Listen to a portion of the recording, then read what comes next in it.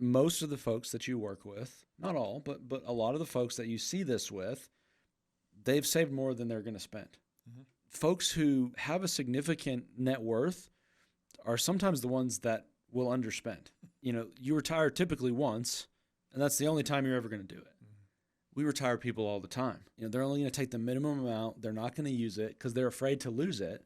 They're afraid to draw it down and afraid to lose it, but that's what it's for. That's its purpose. What we find is that it doesn't feel like it's their money. It feels like it's the insurance company's money. Sure. So, Todd, today we're going to be looking at some of the latest JP Morgan 2025 research. Okay. We're going to link to this in the show notes. Great data on retirement.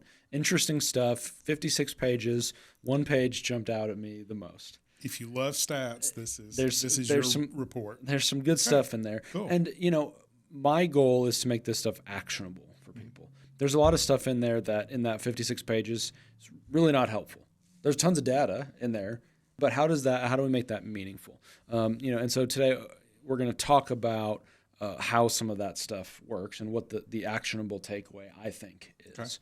Okay. Over years of working with retirees, what we found is that this approach, what they're talking about, or the kind of conclusion that they make, is consistent with my experience. Working with hundreds of retirees across the country in all different walks of life, all different income and asset levels, and we'll get to this in a minute. So this is consistent with my anecdotal experience, okay. And so I want to share this idea, sure. And that's why we're making this video, to show you what we found and what's in the research. That if you figure out a way to apply it, and this is the one piece that we don't have, is exactly what you need to do. Sure. This is general information. This is not, specific advice. But if you understand this concept, we can potentially have much better outcomes in retirement. So cool. Let's get into it. All right. Okay. So, working with clients, I see from the legal side, some financial side, that people are scared. They are concerned about retirement. They're not going to make any more money. Mm-hmm. And they are concerned about the issue of, well, will I spend too much? How much can I spend? It's just a lot of unknowns, and I can see that they're struggling with that. And you should not retire struggling to, figure this thing out. That's not what retirement has to be about, is always being afraid of, what's going to happen, what the market's going to do, how the portfolio is going to perform. Right. But that's how most people experience retirement. And you really see it on the other side of things where they've gotten past the really critical years. Sure. And most of the folks that you work with, not all, but a lot of the folks that you see this with, they've saved more than they're going to spend. Mm-hmm.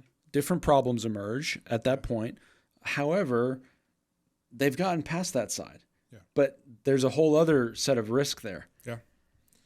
Yeah. I mean, they have concerns, but what I want to see people do, and I think what most people deep down want to do, is they want to enjoy the money that they've spent, but know that they're not going to spend everything that they have, and they would like to leave some to the kids. Mm-hmm. So how can we make sure that a family can do this?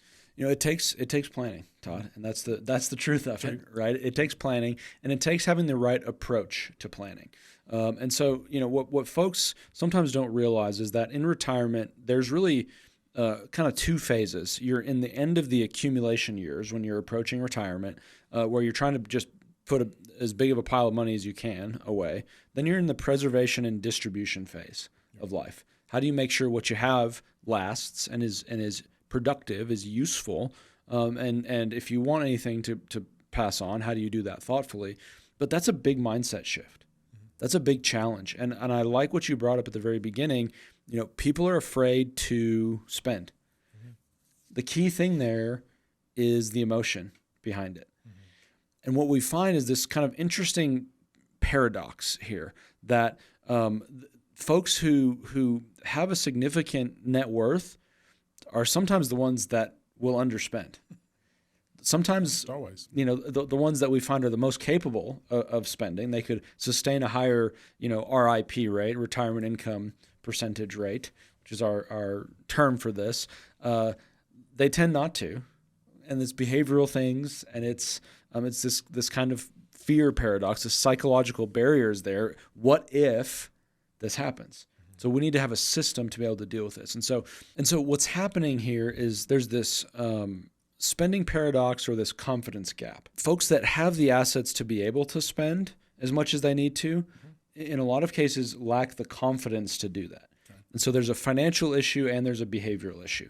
We've got to figure out how to meet both of these. Okay. And which is why we created this idea called the RIP, the retirement income percentage. Right. RIP has a very significant other meaning. It does, and we're not talking about that RIP. The reason I like that and I went with that language is because everyone's going to remember it from now on. Okay. And so if you don't spend it well, at some point someone else is after you pass, right? Mm-hmm. And so I know it's a little tongue in cheek. Forgive me for that, but now you're going to remember it, and we've got to calculate what percentage of your income comes from your portfolio. Okay. And what's a sustainable percentage? And so, we're trying to figure out how do we transition from financial capacity to mental ability to get across that gap. Okay. And we do that by understanding our RIP, our retired. I don't know. Maybe we're going to have to change it. No, it's fine. The RIP. Your required income percentage. What percentage of your portfolio? So I think basically what you're saying is some form of guaranteed income that you can set aside this amount of money, whatever that is, and create this much income basically for the rest of your life. And it's like having a job, assuming that you don't get fired, that you're going to get a paycheck twice a month or whatever. And with this, you're going to get this money. And if you know that you're going to get it, you're probably going to spend it and do some fun things with it. Well, and that's what's so interesting about what the J.P. Morgan study shows is it shows, and their methodologies in the report, and I'll make it simple for you. Basically, they look at the amount of wealth that these average folks have, but they also they consider the net present value of guaranteed income streams. Okay. Outside of Social Security. And so what they find is people that have pensions or annuities, they adjust Social Security at 2.5% for inflation. They don't adjust the pensions or annuities, which I think is conservative. Sure. And again, we're not suggesting any of these particular tools. We're just saying this is what they found. Okay. And what they found is folks that have a higher guaranteed income and therefore have a higher net present value net worth are more likely to spend more comfortably in retirement, up to 40% more. Wow. Which is really interesting. That's a lot.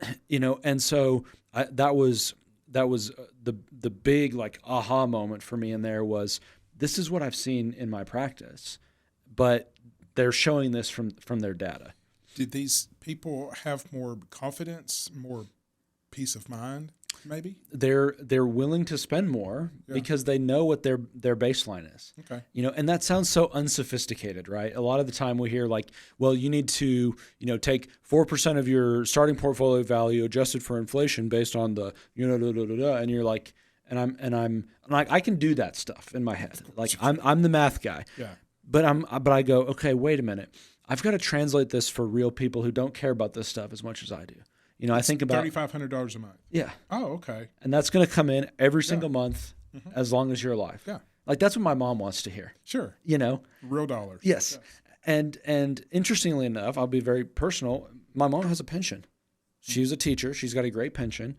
And she retired earlier and she spends more freely because she's less concerned about it. Sure. She's concerned about a lot of things because she's Irish, but that's just the way that, that's just the way that we are. But I've found that in my practice. The folks that tend to have as a percentage of their overall income, we have Social Security. Some folks have pensions. Other folks have, guaranteed income from things like annuities or that type of thing. And then the balance of their income comes from their portfolio. Yeah. But the folks that have a higher percentage of their overall income need from guaranteed sources, including Social Security, they tend to me to seem much happier. They're more willing to spend. And ironically, they can actually take more risk in their portfolio because they have a baseline. Okay. And so that was another one of the takeaways from the J.P. Morgan data there was that the higher percentage of equities, the more comfortable your withdrawal rate could be. Interesting. So it's a little bit counterintuitive. This is not my data. This is their data. Take everything with a grain of salt, but you've got to figure this out for yourself is the key here. Todd, before we move on, I know this analysis might raise questions about how these figures apply to folks' specific situations. Now, if you want a personalized retirement assessment, understanding your RIP score, click the link in the first description to complete a free questionnaire. After reviewing your answers, I'll send you a free video breaking down what you need for a secure retirement based on our RIP system. Okay. So quick quiz, easy to do. We'll send that back to you. So I want to talk for just a minute about the psychological side of things a little bit more. We talked about the numbers. They're relatively straightforward at a certain level. But there's tons and tons of data on that. People are more comfortable, I think, with the numbers in general than they are with some of the psychology behind this. So there's a couple key things that drive this. One is kind of the mental accounting mistake. A lot of the folks that we talk to, they've never actually run the calculation. Right. Or they have, but not in a way that adjusts for the fluctuation of the market or their actual portfolio or inflation a lot of times. Right. And their actual spending. And there's a lot of variables here. And so, they might go, okay, well, I've got $1 million saved. I can take safely $35,000 a year. Fine, good to go. We're missing some things. Yeah. And what ends up happening is doing the napkin math is great, but it only gets you so far. And if you get too far down the line, relying on the napkin math, that's when we run into problems. Right. Well, and I think one thing that I've seen, particularly with people trying to make this transition, they have a pot of money out there that for 40, 50 years they've never touched. Mm-hmm. And psychologically, they said, you can't touch this money. This is our retirement money. This is our rainy day fund. This is whatever. And they've just, for 40 or 50 years, ingrained, you don't touch this money. Mm-hmm. And now it's like, now you can touch the money. No. I don't, it's just, that's a hard transition. It is. And it takes someone like you and I to show them the numbers and say, you can touch this money and it's going to be okay. It's so simple to say. It's really hard to do in practice. Mm-hmm. And we're saying this and you're going, okay, all right, that's just, but it's really true. Yeah. It really, really is true. And for a lot of people, part of it's just because, you retire typically once and that's the only time you're ever going to do it. We retire people all the time. Yeah. And so we've seen it a little bit differently. There's another avenue of this psychologically that's interesting to me, and it has to do with loss aversion. And this is a big, big thing. And in my opinion, some advisors use this in a way, they don't know that they realize they're doing this, but they use this in a way to not really act in their client's best interest. Well, and just so people can understand, I do a lot of study on marketing.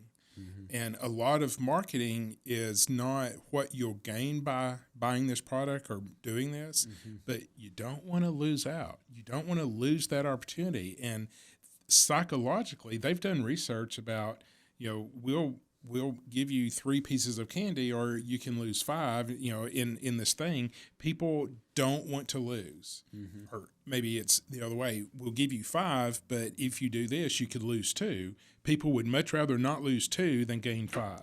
It's a huge issue in your head, and people market to that. And like you said, I'm sure there are advisors out there who jump on that, and it may not be in the client's best interest. And where I see that playing out is folks who they've got a nest egg that's saved up, but they're not going to touch it. Mm-hmm. They're only going to take the minimum amount. They're not going to use it because they're afraid to lose it. They're afraid to draw it down and afraid to lose it, but that's what it's for. That's its purpose. You're not losing it. And in keeping that there helps the advisor's AUM. It increases their billings. It tends to be, this is a thing that we sometimes talk about a little bit. I'll be careful on this one, but there's a counterintuitive part of this. Mm-hmm. When folks have, whether it's pensions or annuities, which function similar to pensions, what we find is that it doesn't feel like it's their money. It feels like it's the insurance company's money or the company's money, right? And so they're more willing to spend that money because it's not drawing down their money. It's drawing down the insurance. This seems subtle and you're like, oh, that seems crazy. But think about it for a minute.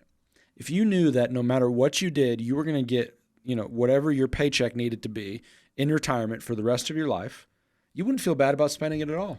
If you knew the next one's coming next month, you wouldn't feel bad about spending. But if you have to sell shares, and maybe you got to sell some shares when the market's down, boy, it's a lot easier to go, we don't need to go out this week, or we don't need to do this or that trip. And that compounds over time. That's a huge, huge thing. Yeah. Think about that. And if that compounds over years, what ends up happening is then you end up not spending it, and it gets absorbed to taxes or fees, or goes to the kids, and they're going to end up buying the boat. So you might as well build the plan and to do it. And so this interplay is what traditional, in my opinion, investing and old rules of thumb like the 4% rule kind of get wrong. They miss some of this psychology here, which is really, really important. And so I think that's really the key. Is if we can get you to have a higher percentage of your income be guaranteed or feels guaranteed, your required income percentage of your portfolio, your RIP that we create, can be a lower amount. And so we can invest that money differently, and you feel more confidence spending that money. You have more freedom. It's going to be okay, which is huge. There's an economist, a guy named Tom Hegna, who, he's got some good little phrases that I like. And this is really overplayed in some ways, but it's helpful. He goes, you need paychecks and you need playchecks. Yeah. And do you want those to be guaranteed or not guaranteed? And it's okay. You got to decide that for yourself when you're planning. But if you have your paychecks guaranteed, whether that's through the pension or through your income process, you're going to be more apt to have playchecks and spend that money and enjoy. Simple paychecks and playchecks. And so, now that you've seen how this can impact your retirement, let's look at how you can use this knowledge to your advantage in building your own dream retirement. That's really what we want to talk about.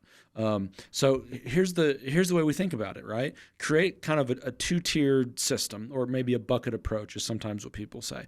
Okay, what amount do you need to create? What are your baseline expenses? What amount do we need to guarantee is there? And then we can do that in a number of different ways, okay? What amount do we need to guarantee, and what amount can be variable? What can be the playcheck piece of that? And what is the system to create the guaranteed portion that will give you the freedom and the confidence to be able to spend the rest of it on the things that you want? We want to dramatically simplify this. How do we do that? And it's by figuring out what is your required income percentage of your portfolio. The lower we can get that, the more confidence you'll have in spending that money in retirement. So now that we've seen from the JP Morgan research, the psychological aspect, not just the mathematical aspect of it, how to create a sustainable withdrawal rate from your specific situation that can help you to enjoy retirement and really have more confidence in spending what your portfolio can actually support. If you want a personalized analysis of this to determine really your retirement readiness, check out the link in the first video. You'll fill out a quick questionnaire. Now, you've got to put your email in so I can send you the video. I'm happy to create a little video for you and send it over to you, but I do need to know your email to get that to you, okay? We've had some challenges with this in the past. But you'll get a personalized video breaking down your retirement income percentage and what percentage of your portfolio that needs to be, and some ideas for adjustment. So this is just a big picture idea. Again, we're not giving you specific tax, legal, or investment advice, but the idea is if you understand this better, you're going to be more confident in creating income in retirement. Anything else, Todd, before we roll?